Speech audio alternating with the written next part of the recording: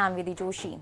An Indian worker was killed and key infrastructure was damaged after Iranian strikes targeted a major power and water desalination plant in Kuwait on Sunday evening, according to the country's Ministry of Electricity, Water and Renewable Energy. Officials confirmed that a service building within the facility was hit, resulting in significant material damage and the worker's death.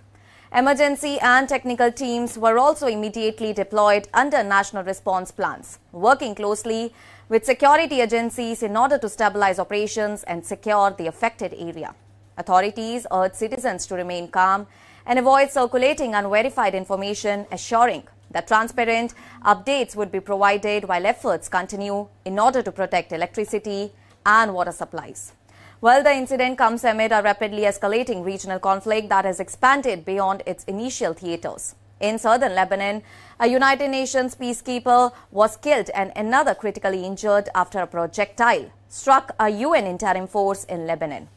The source of the projectile remains unclear and an investigation has been launched. UNIFIL described the incident as a grave loss, stressing that attacks on peacekeepers violate international humanitarian law and may amount to war crimes.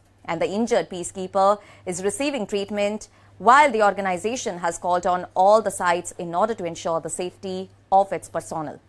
Meanwhile, the Israel Defense Forces said that its troops neutralized Hezbollah operatives in southern Lebanon, who were allegedly preparing to launch mortar attacks and plant explosives targeting Israel positions.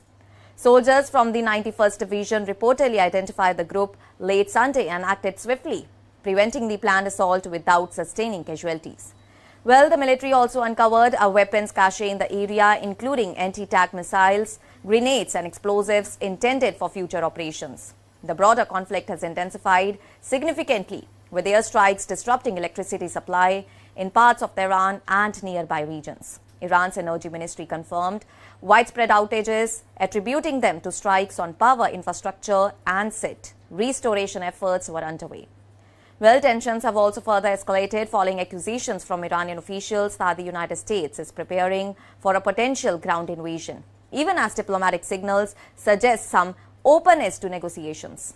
Pakistan has also offered to facilitate dialogue between Washington and Tehran in an effort to de-escalate the month-long conflict, but developments on the ground point to continued escalation.